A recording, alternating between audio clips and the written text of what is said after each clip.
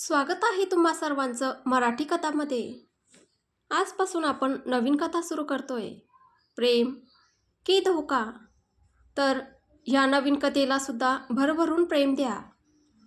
प्रेम वगैरे काही नसतं. मी तुझ्यावर कधीच प्रेम केलं नाही. तू माझ्यावर जीव ओवाळून टाकत होतीस आणि मला फक्त तुझ्या स्वाक्षरीची गरज होती. समायरा, त्या दिखाऊ लग्नाच्या स्वाक्षरीची. मोबाईलच्या स्पीकरमधून आलेले ते शब्द जणू काही तेजाबच्या थेंबासारखे समायराच्या कानावर पडले. रुग्णालयाच्या थंड पांढऱ्या प्रकाशात बसलेली समायरा डोळे उघडे ठेवून होती, पण तिच्या समोरचं सगळं काही धूसर झालं होतं. ती भिंतीला टेकून बसली होती. अंगावर लाल कलरची काठपदराची साडी होती, जी काही तासांपूर्वी तिने आनंदाने नेसली होती. पण आता ती साडी तिच्या तुटलेल्या आयुष्याचा साक्षीदार बनली होती. समायरा, तुला समजत का नाही? फोनच्या दुसऱ्या टोकावरून आलेला आवाज चिडलेला होता. फक्त 2 मिनिटांसाठी इथे ये. स्वाक्षरी कर, लग्न होईल. सगळं ठरलंय. जियान, समायरा थरथरत्या आवाजात म्हणाली. मी येऊ शकत नाही. बाबांना हृदयविकाराचा झटका आला आहे. डॉक्टरांची धावपळ, परिचारिकांचे आवाज आणि सगळ्यात जास्त ती सतत ऐकू येणारी यंत्रांची बीप बीप बीप समायराच्या कानात घुमत होती. अतिदक्षता विभागाच्या आत तिच्या बाबांचा श्वास यंत्राच्या आधारावर सुरू होता. तिने बाबांकडे पाहिलं. ऑक्सिजन मास्क लावलेल्या त्यांच्या चेहऱ्यावरचं तेज क्षणोक्षणी कमी होत होतं. समायराच्या बोटांना कंप सुटला होता, पण ती मोबाईल हातातून सोडू शकत नव्हती. तिचा श्वास तुटत होता. डोळ्यांतले अश्रू आवाजात मिसळले होते. बाबा अतिदक्षता विभागात आहेत. त्यांची प्रकृती. अगं जाऊ दे ना तुझे बाबा. जियानने तिचं वाक्य मध्येच तोडलं. तुला समजत का नाही? आज लग्न झालं नाही तर सगळं संपेल. मला जायचं आहे. माझी फ्लाईट आहे. पुजारी, वकील सगळ्यांना बोलावलं आहे. फक्त तुझ्या स्वाक्षरीची गरज आहे. त्या नोकरीसाठी ज्यासाठी हे लग्न आवश्यक आहे. पुरे झालं जियान, समायरा अचानक ओरडली. तिच्या आवाजात अपमान, वेदना आणि संताप दाटून आला होता. ते माझे बाबा आहेत. मी त्यांना अशा अवस्थेत सोडून स्वाक्षरी करायला कशी येऊ? ठीक आहे, मग निर्णय घे. बाबा की मी? हे ऐकताच समायराचा श्वास थांबला. क्षणभर सगळीकडे शांतता पसरली. खिडकीबाहेरचा पाऊस आणखी जोरात कोसळू लागला होता. त्याचा आवाज आता रुग्णालयाच्या आतपर्यंत ऐकू येत होता. ज्या व्यक्तीवर तिने इतकं प्रेम केलं, ती व्यक्ती तिला असा प्रश्न विचारेल याची तिने कधी कल्पनाही केली नव्हती. जियान, तू तर माझ्यावर प्रेम करतोस मग? तिचं वाक्य पूर्ण होण्याआधीच जियानचा धारदार आवाज तिच्यावर कोसळला. प्रेम? तुला अजूनही समजलं नाही का समायरा? प्रेम वगैरे काही नसतं. मी तुझ्यावर कधीच प्रेम केलं नाही.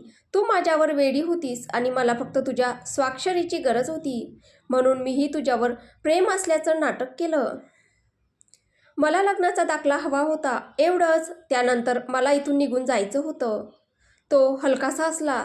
त्या हास्यात थंड विष मिसळलं होतं. हो समायरा, तुझ्यावर प्रेम करणं ही माझी मजबुरी होती. जियानचे ते शेवटचे विषारी शब्द ऐकताच समायराचं हृदय अक्षरशः तुटून गेलं. काही क्षणांसाठी ती श्वास घ्यायलाही विसरली. तिच्या डोळ्यांसमोर अचानक भूतकाळातील सगळे क्षण तरळू लागले. जियानचं हसणं, त्याच्या डोळ्यातील चमक. मी तुझ्याशिवाय राहू शकत नाही असं तो म्हणायचा. तो क्षण, त्या संध्याकाळी जेव्हा ते दोघे हातात कॉफी घेऊन तासनतास फिरायचे. मध्यरात्रीपर्यंत चालणाऱ्या गप्पा, निरर्थक विषयांवरही अखंड बोलणं आणि प्रत्येक वेळी जियानचं तेच वाक्य. समायरा, मला तुझी सवय झाली आहे. आता त्या सगळ्या आठवणी तुटलेल्या आरशासारख्या झाल्या होत्या. प्रत्येक तुकडा तिच्या मनाला जखम करत होता. आकाशात वीज कडाडली. पावसाचा जोरदार झोत खिडकीवर आदळला. समायराचे हातपाय थंडीने नव्हे तर वेदनेने थरथरू लागले. तिची पकड सैल झाली आणि मोबाईल हातातून निसटून थेट जमिनीवर पडला. आपलं नातं इथेच संपलं समायरा देशमुख. जियानच्या शेवटच्या आवाजासोबत यंत्राचा बीप आणि कॉल तुटल्याचा टू टू आवाज एकत्र मिसळून भयान शांतता निर्माण झाली.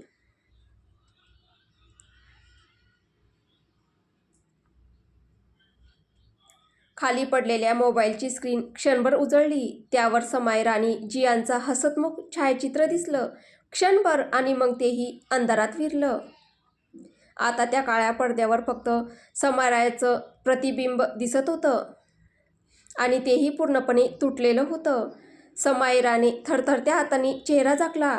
डोळ्यातून अश्रू नव्हते वाहत, जणू एखादी नदीच फुटली होती.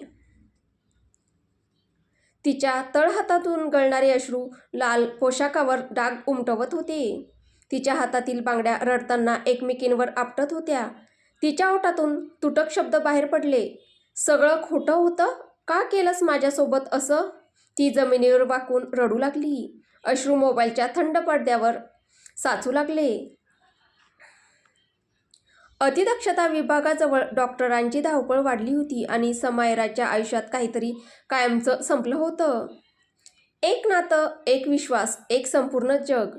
बाहेर पाऊस कोसळत होता. आज समायराचं रडणं त्या पावसापेक्षाही अधिक वेदनादायक होतं. तेवढ्यात मार्गिकेतील उदास शांतता एका परिचारिकेच्या आवाजाने तुटली. मॅडम, लवकर या, तुमचे बाबा तुम्हाला बोलावत आहेत. समायरा दचकली. बाबा? तिने घाईघाईने मोबाईल उचलला. बाबांची वैद्यकीय कागदपत्र हातात घेतली आणि अतिदक्षता विभागाकडे धावत गेली. दरवाजाजवळ पोहोचताच ती समोरून वेगाने येणाऱ्या एका व्यक्तीला जोरात धडकली. धाड!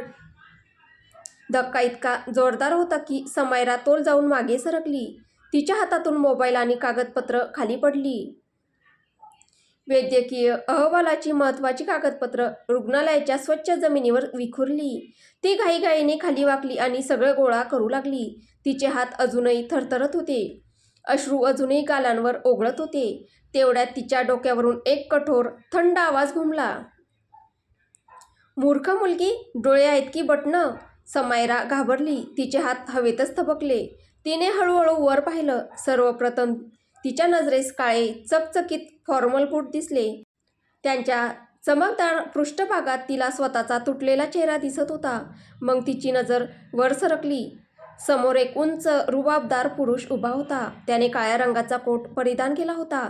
त्याच्या व्यक्तिमत्वातून सामर्थ्य, प्रतिष्ठा आणि संपन्नता स्पष्ट जाणवत होती. रुंद खांदे, दृढ ध्येयष्टी, स्वतःवर पूर्ण नियंत्रण असलेला स्वभाव. समायराची नजर अखेर त्याच्या चेहऱ्यावर स्थिरावली. तीक्ष्ण चेहरेपट्टी, कडक जबडा आणि कोणालाही आकर्षित करण्याची ताकद असलेलं व्यक्तिमत्व. तो अविश्वसनीयपणे देखणा होता, पण त्याच्या चेहऱ्यावर मृदुतेचा लवलेशही नव्हता. त्याचे गडद काळे डोळे संतापाने भरलेले होते. तो नुसत्या नजरेनेही एखाद्याला घायाळ करू शकत होता. तरीही समायरा त्याच्याकडून नजर हटवू शकत नव्हती. त्या पुरुषाला तिची नजर जाणवली. त्याच्या ओठांवर उपहासपूर्ण हास्य उमटलं. देखणा पुरुष पाहिला की मुलींचं बाण हरपतं बहुतेक. ते शब्द समायराच्या मनात विषासारखे उतरले. क्षणात तिला जियांची आठवण झाली. माझ्यासारखा देखणा तुला कोणीच मिळणार नाही, तो नेहमी म्हणायचा आणि ती हसत उत्तर द्यायची. मलाही दुसरा कोणी नको आहे. मी तुझ्यावर इतकं प्रेम करते की 7 जन्मही कमी पडतील. जियांच्या खोट्या प्रेमात आणि या अनोळखी पुरुषाच्या उघड अहंकारातला फरक तिच्या मनाला आणखी जखमी करून गेला. तिच्या डोळ्यात पुन्हा अश्रू दाटले. एक उष्ण, अस्वस्थ अश्रू तिच्या गालावर ओघळला आणि शांतपणे जमिनीवर पडला. समोर उभा असलेला तो पुरुष हे सगळं पाहत होता, पण त्याच्या चेहऱ्यावर मृदुतेचा लवलेशही उमटला नाही. तो किंचित पुढे झुकला आणि थंड आवाजात म्हणाला, रडायचं असेल तर दुसरीकडे जाऊन रड. अर्णव सिंग समोर नाही. माझ्या वाटेतून बाजूला हो. अर्णव सिंग? हे नाव ऐकताच समायराचे डोळे विस्फारले. तिने मान हलवली. तिच्या चेहऱ्यावरील भाव एका क्षणात बदलले. ती अजूनही थरथरत होती, पण आता ते दुःख नव्हतं, तो राग होता. तिच्या वेदना आता त्याच्या अहंकाराशी भिडत होत्या. ती क्षणात उभी राहिली आणि बोट दाखवत म्हणाली, तू? ती पुढे काही बोलणार इतक्यात अतिदक्षता विभागातून आलेल्या एका मोठ्या आवाजाने तिचं हृदय दचकलं. ती भीतीने किंचाळली. बाबा! क्षणाचाही विलंब न करता तिने अतिदक्षता विभागाचं दार उघडून आत धाव घेतली. दार उघडताच तिचे डोळे मोठे झाले. तिचा श्वास जणू अर्धवट थांबला. समोरचं दृश्य पाहून तिचे भान हरपले. बाबा. तिचे ओठ थरथरले. तिच्या पायांनी साथ सोडली. ती डगमगली, मागे झुकली आणि खाली कोसळणार इतक्यात 2 मजबूत कणखर बाहूंनी तिला आधार दिला. त्या स्पर्शाने समायराच्या अंगातून जणू विजेचा झटका गेला. तो स्पर्श थंड होता, पण त्यात एक विलक्षण ताकद होती. अशी ताकद जी भीतीही निर्माण करत होती आणि कदाचित सुरक्षिततेचा आभासही देत होती. तिने घाईघाईने चेहरा वळवून पाहिलं. तो अर्णव सिंगच होता. त्याची कठोर, सामर्थ्यवान पकड अजूनही समायराच्या नाजूक देहाला आधार देत होती. तो एकटक तिच्याकडे पाहत होता, डोळ्यांची पापणीही न लावता. त्याच्या गडद काळ्या डोळ्यात ना दया होती ना दिलासा, फक्त एक कठोर थंडपणा होता. असा थंडपणा जो एखाद्याला पूर्णपणे आपल्या कवेत घेऊ शकत होता. समायरा त्या डोळ्यात हरवून गेली. भीती, गोंधळ आणि एक विचित्र आकर्षण या तिन्ही भावनांचं वादळ तिच्या मनात उसळलं. आणि कदाचित हाच तो क्षण होता जिथे मजबुरीने पहिल्यांदाच प्रेमाकडे नजर उचलून पाहिलं होतं. तिने नुकतंच एक नातं गमावलं होतं आणि नियती त्या क्षणी तिच्यासाठी एक नवीन नातं लिहित होती. ज्या धडकेला समायराने एक अपघात समजलं होतं, तीच तिच्या आयुष्यातील सर्वात मोठ्या कथेला सुरुवात करून जाणार होती. प्रेम, विश्वास आणि नियती. आता हे तिने तिची परीक्षा घेणार होते. ही सुरुवात होती त्या प्रवासाची जिथे मजबुरी आणि प्रेम एकमेकांच्या कसोटीवर उतरू लागणार होते. 30 कोटी हा आवाज खोलीत असा घुमला जणू कुणीतरी हवेलाच चिरून टाकलं होतं. अतिदक्षता विभागातील यंत्रांची बीप बीप आता मंदावत चालली होती. जणू ती सुद्धा एखाद्या अंतिम निर्णयाची वाट पाहत होती. बेडवर पडलेल्या समायराच्या बाबांच्या चेहऱ्यावर आजारपणाचा थकवा आणि डोळ्यात लाजेचं विचित्र मिश्रण दाटून आलं होतं. दाराजवळ उभी असलेली समायरा त्यांच्याकडे आश्चर्याने पाहत होती, कारण तिच्या बाबांच्या वयाचाच एक पुरुष त्यांच्या शेजारी बसला होता. राखाडी रंगाचा सूट, महागड मनगटी घड्याळ आणि चेहऱ्यावर एक विचित्र तेज. रुग्णालयाच्या वातावरणातही तो असा बसला होता जणू एखाद्या संचालक मंडळाच्या बैठकीचा अध्यक्षच होता. समायराच्या मागे अर्णव सिंग उभा होता. सरळ, स्थिर. त्याच्या डोळ्यात नेहमीसारखी थंड शांतता होती. चेहऱ्यावर कोणतीही भावना नव्हती. जणू तो प्रत्येक शब्दाचा साक्षीदार होता, पण कोणत्याही भावनेचा नव्हता. तो शांतपणे त्या तिघांकडे पाहत होता. समायराने हळूहळू पुढे पाऊल टाकलं. त्या अनोळखी व्यक्तीकडे पाहत ती थरथरत्या आवाजात म्हणाली, श्रीमान विजय सिंग, तुम्ही माझ्या बाबांवर आरोप. तिचं वाक्य पूर्ण होण्याआधीच विजय सिंग यांनी वर्तमानपत्र तिच्या दिशेने फेकलं. त्यांचा आवाज थंड आणि भारदस्त होता. आरोप? त्यांच्या आवाजात उपहास होता. आरोप तर संपूर्ण जगाने तुझे बाबा अजय देशमुख यांच्यावर लावले आहेत. मिस देशमुख? वर्तमानपत्र घसरत समायराच्या पायांजवळ येऊन थांबलं. मोठ्या अक्षरात छापलेली मथळी थेट तिच्या डोळ्यात घुसली. व्यावसायिक क्षेत्रात खळबळ. सिंग ग्रुपच्या प्रामाणिकतेवर प्रश्नचिन्ह. देशमुख इन्फ्राटेकच्या स्वाक्षऱ्या ठरल्या पुरावा. गरिबांच्या घरासाठीचा निधी गायब. नव आकाश प्रकल्पात 30 कोटींचा व्यवहार उघड. सिंग ग्रुप आणि देशमुख इन्फ्राटेकवर शासकीय निधी घोटाळ्याचा आरोप. प्रत्येक शब्द आता फक्त शाई नव्हता. जणू कुणीतरी तिच्या वडिलांच्या प्रामाणिकपणाला वधस्तंभावर चढवलं होतं. तिच्या बोटांना कंप सुटला. पानांचे कोपरे तिच्या अश्रूंनी ओले झाले. मग तिने मान वर केली, पण तिच्या घशातून एकही शब्द बाहेर पडला नाही. विजय सिंग जागचे हललेही नाहीत. त्यांचा चेहरा स्थिर होता, पण त्यांचे शब्द तलवारीप्रमाणे कोसळले. आत्ता सांग, तुझ्या वडिलांनी हे कसं केलं? अजय देशमुखांचा श्वास जड झाला. ऑक्सिजन मास्कखाली त्यांचे डोळे लाल झाले होते. त्यांनी थरथरत्या हातांनी त्या वर्तमानपत्राकडे पाहिलं. त्यावर त्यांच्या नावासमोर ठळक अक्षरात लिहिलं होतं, घोटाळा. मी काही चुकीचं केलं नाही. त्यांचा आवाज मंद होता पण पूर्णपणे तुटलेला होता. मी कधीच कुणाचा हक्क हिरावून घेतला नाही. ते पैसे माझ्या कंपनीच्या खात्यात जमा झाले होते पण मी त्या निधीला हातही लावला नाही. त्यांच्या श्वासांसोबत यंत्रांचा आवाजही अस्थिर होऊ लागला. समायरा ताबडतोब त्यांच्याजवळ आली.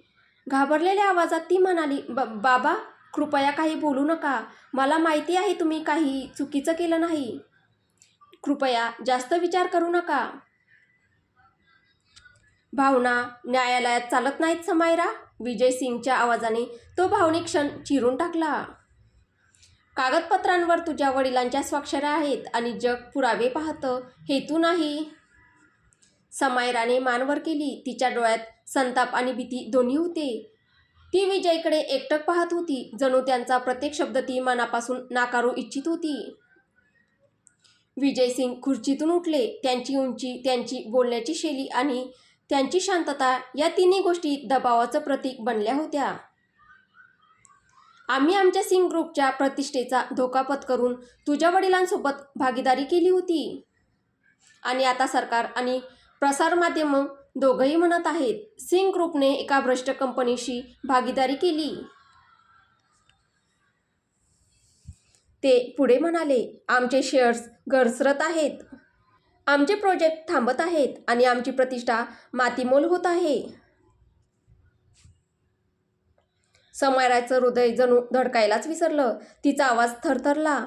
माझ्या बाबांनी ज्या गरिबांसाठी घर बांधण्याचं स्वप्न पाहिलं ते त्यांच्याशी कधीच विश्वासघात करू शकत नाही.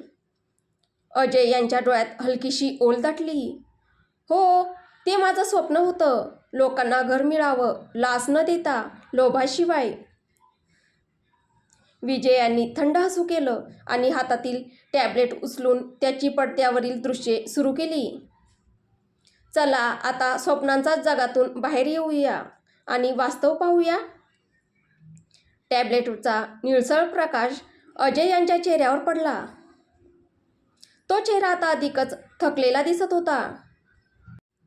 पडद्यावर अजय यांचं नाव, त्यांची स्वाक्षरी, बँक व्यवहारांची माहिती, बनावट देयक, गायब झालेल्या पावत्या आणि देशमुख इन्फ्राटेक लिमिटेडचं चिन्ह दिसू लागलं. हे पहा, शासकीय खात्यातून मंजूर झालेला निधी आमच्या कंपनीतून तुमच्या कंपनीच्या खात्यात जमा झाला. 30 कोटी रुपये, जे प्रत्यक्ष प्रकल्पापर्यंत कधीच पोहोचले नाहीत. आणि खाली या स्वाक्षऱ्या. हे सुद्धा एखाद्या स्वप्नाचाच भाग आहे का, श्रीमान देशमुख? अजय यांच्या बोटांना कंप सुटला. ते पैसे मी काढले नाहीत. मी प्रत्येक व्यवहार स्वतः तपासत होतो. त्यांचा आवाज तुटला. कोणीतरी आतूनच गैरप्रकार केला आहे. कोणीतरी बनावट कागदपत्र तयार केली आहेत. विजय यांनी डोळ्यांची पापणीही न लावताच उत्तर दिलं, कोणीतरी हा शब्द न्यायालयात चालत नाही. अजय, कंपनी तुमची आहे तर जबाबदारीही तुमचीच आहे आणि हे लक्षात ठेवा. सिंग ग्रुप काही सामान्य नाव नाही. जयपूरची ओळख आहोत आम्ही. आमच्या नावावर जर चिखल उडाला तर आम्ही शांत बसणार नाही, कारण ही कंपनी फक्त माझी नाही तर माझा मुलगा अर्णव याचाही वारसा आहे. त्यांच्या आवाजात अभिमान नव्हता, आज्ञेचा थंडपणा होता. जणू निर्णय आधीच दिला गेला होता. अर्णवचं नाव ऐकताच समायराने त्याच्याकडे पाहिलं. अर्णवची चाल संत होती पण राजेशाही होती. तो पावलोपाऊल पुढे आला. समायराचा श्वास नकळत अडकला. तिची नजर त्याच्या बुटांपासून वर सरकली. अत्यंत नीटसं बसलेला पोशाख, रुंद खांदे आणि शेवटी ते गडद काळे डोळे, ज्यात तिला स्वतःचाच विस्कटलेला चेहरा दिसत होता. ते डोळे थंड होते पण त्यांच्या आत कुठेतरी एक अस्वस्थ ज्वाला दगदगत होता. काही न बोललेलं, काही न ऐकलेलं समायराला पहिल्यांदाच जाणवलं की भीती आणि आकर्षण या दोन्ही भावना एका व्यक्तीत एकाच वेळी असू शकतात.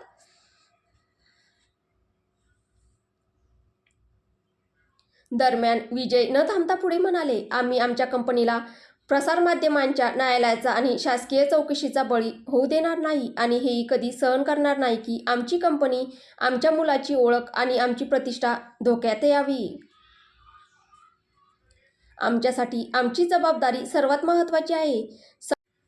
समायराने सिंहीसारखी नजर रोखत अर्णवकडे पाहिलं आणि म्हणाली, मग स्पष्ट सांगा, तुम्हाला नेमकं काय हवं आहे? सरळ बोला. तिच्या आवाजात तक्रारही होती आणि आव्हानही. विजय यांच्या ओठांवर थंड स्मित उमटलं. त्यांनी टॅबलेट बंद केलं आणि दीर्घ श्वास घेतला. जणू एखादा निर्णय मनातून ओठांवर येत होता.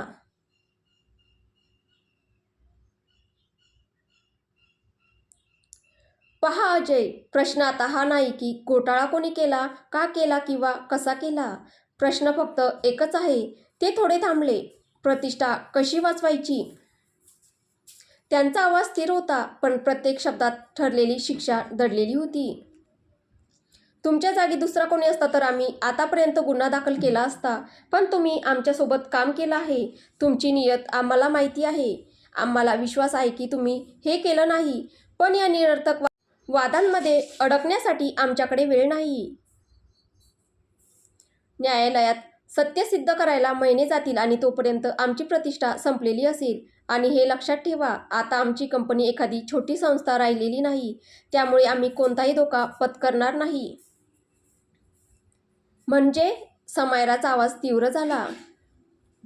विजय यांनी निर्विकारपणे उत्तर दिलं. म्हणजे अगदी स्पष्ट आहे. आम्हाला हवं तर हे 30 कोटींचं नुकसान एका दिवसात भरून काढता येईल. सिंग ग्रुपसाठी ही रक्कम काहीच नाही, पण त्याची किंमत मोजावी लागेल. समायराचा श्वास अडखळला. किंमत? ती अडखळत विचारू लागली. विजय खुर्चीत बसले, जणू बुद्धिबळातील शेवटची चाल ठरवत होते. तुमचे वडील त्यांची कंपनी आम्हाला देतील. देशमुख इन्फ्राटेक आता सिंग ग्रुपचा भाग बनेल. आम्ही हा घोटाळा दडपून टाकू, प्रसारमाध्यम हाताळू आणि दोन्ही कंपन्यांवरील हे डाग पुसून टाकू. काय? समायरा किंचाळली. तुम्हाला माझ्या बाबांची कंपनी हिसकावून घ्यायची आहे? त्यांनी त्यांच्या आयुष्यातील प्रत्येक श्वास त्या कंपनीसाठी खर्च केला आहे. आता विजय यांच्या डोळ्यात कठोरपणा उतरला. ते उभे राहिले. या देशात आम्ही नाव कमावलं आहे समायरा. सिंग ग्रुप 30 कोटींचं नुकसान सहन करू शकतो, पण नावावरचा डाग नाही. ही बातमी आणखी पसरली तर दोन्ही कंपन्यांची प्रतिष्ठा मातीमोल होईल. आम्ही तरी पुन्हा प्रतिष्ठा विकत घेऊ शकतो, पण तुमच्या बाबांचं काय? त्यांच्या कंपनीचं काय? तुमचं काय? आत्ताच बघा, मदतीला कोणी आलं का? नाही ना? हे ऐकून समायरा क्षणभर स्तब्ध झाली. आम्ही सावरू. विजय यांचा आवाज पुन्हा घुमला. पण तुमचे बाबा? ते या कलंकासोबत कसे जगतील? त्यांना तुरुंगात जावं लागेल. त्यांना ना शांतपणे जगता येईल, ना शांतपणे मरता येईल. हा हृदयविकाराचा झटकासुद्धा याच कारणामुळे आला आहे, नाही का? मग तुमच्या वडिलांना शांततेने मरण्याची इच्छा असेल तर हा व्यवहार नाही, ही त्यांची मुक्ती आहे. अजय देशमुख यांचा श्वास विस्कळीत झाला. त्यांनी थरथरत्या हातांनी हात जोडले.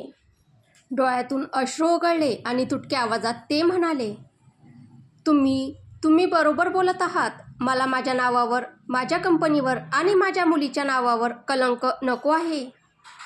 माझ्यामुळे तिची बदनामी होताना मी पाहू शकत नाही. स्वतःच्या वडिलांना अशा प्रकारे विनवणी करताना पाहून समायराच्या डोळ्यात पुन्हा अश्रू आले. तिच्या गालांवरचे जुने अश्रू अजूनही सुकलेले नव्हते. पहिल्यांदाच तिने तिच्या मजबूत, प्रामाणिक बाबांना इतकं खचलेलं पाहिलं होतं. तिचं हृदय जणू छाती फाडून बाहेर येईल असं वाटत होतं. राग आणि अपमान यांच्या दरम्यान तिचा आवाज फुटला. तुम्ही खूप चुकीचं करत आहात, विजय सिंग. हे नाव ऐकताच जणू वातावरण गोठलं. खोलीतील बीप बीप बीपचा आवाजही क्षणभर मंद वाटू लागला. पण त्याच वेळी दाराजवळ उभ्या असलेल्या अर्णवच्या डोळ्यात संताप उसळला. तो झपाट्याने पुढे आला. त्याची पावलं नियंत्रित होती, पण चेहरा रागाने पेटला होता. त्याने समायराचा हात घट्ट पकडला आणि तिला स्वतःकडे खेचलं. त्याचा आवाज थंड होता, पण प्रत्येक शब्दात ज्वाला होती. माझ्या वडिलांना नावाने हाक मारायची तुझी हिंमत कशी झाली? ते तुझ्या वडिलांच्या वयाचे आहेत. तुझ्यात संस्कार नावाची गोष्ट आहे की नाही? संस्कार? समायराचे डोळे आता जळू लागले. तिने अश्रू गिळले, दात घट्ट मिटले आणि सरळ त्याच्या डोळ्यात पाहत म्हणाली, आधी स्वतःच्या घरात डोकावून पहा अर्णव सिंग. इथे दुसऱ्यांच्या मजबुरीचा व्यवहार करायला आलात आणि मला संस्कार शिकवतात. तुम्हाला लाज वाटत नाही? अर्णवच्या चेहऱ्यावर रागाच्या लाटा उमटल्या. त्याची पकड आणखी घट्ट झाली. मग असं काही करू नका की नाव बदनाम होईल. तो कुजबुजला. पण ती कुजबुज विषासारखी होती. खोलीतील हवा अचानक जड झाली. तेवढ्यात एक थंड स्थिर हात अर्णवच्या खांद्यावर येऊन थांबला. तो हात विजय सिंग यांचा होता. अर्णवने हळूहळू वर पाहिलं. विजय काही बोलले नाहीत. फक्त एक मोजकी खोल नजर टाकली आणि अर्णवला सगळं समजलं. त्याने पकड सैल केली. समायराने झटकन स्वतःला मोकळं केलं. पण तिची नजर अजूनही तलवारीच्या धारेसारखी तीक्ष्ण होती. अर्णवची नजरही तिच्यावरच खिळलेली होती. थंड, कठोर, पण आत कुठेतरी आग धगधगत होती. काही क्षण दोघेही फक्त एकमेकांकडे पाहत राहिले. एकाच्या डोळ्यात विरोध होता, दुसऱ्याच्या डोळ्यात आव्हान, आणि मध्ये होती एक शांतता, जणू येणाऱ्या वादळाची सूचना. ठीक आहे अजय देशमुख. विजय सिंग यांनी मनगटी घड्याळाकडे पाहिलं आणि थंड स्वरात म्हणाले, आम्ही निघतो. पण लक्षात ठेवा, यानंतर जे काही घडेल त्याची जबाबदारी तुमची असेल. तुमची आणि तुमच्या मुलीची. ते थोडे पुढे झुकले. त्यांचा आवाज आणखी मंद झाला. सिंग ग्रुपला या दलदलीतून बाहेर काढण्यासाठी आम्ही कोणतीही किंमत मोजू.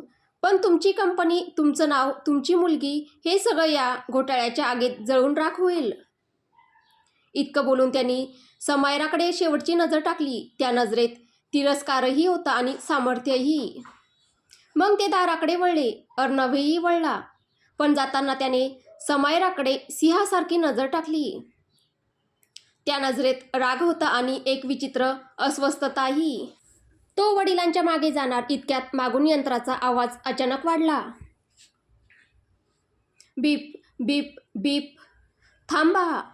अजय देशमुखांचा थरथरता आवाज खोलीत घुमला. चालण्याचे आवाज थांबले. खोली स्थिर झाली. विजय सिंग यांच्या चेहऱ्यावर हलकसं उपहासपूर्ण स्मित उमटलं. ते हळूहळू मागे वळले. म्हणजे व्यवहारासाठी तयार आहात? ते काही पावलं पुढे आले. क्षणभर त्यांनी अर्णवकडे पाहिलं आणि मग त्याच्या मागे उभ्या असलेल्या समायराकडे. त्यांच्या डोळ्यात एक विचित्र समाधान चमकलं. पण ते मंद स्वरात म्हणाले, या व्यवहारात आणखी एक अट असेल. समायराच्या भुवया आकुंचित झाल्या. कसली अट? विजय सिंग पुढे आले. तुमची कंपनी आम्हाला द्या. आणि ते मुद्दाम थांबले. खोलीतील तणाव अधिकच गडद झाला. मग त्यांनी सरळ समायराकडे पाहिलं आणि म्हणाले, तुमची मुलगीसुद्धा.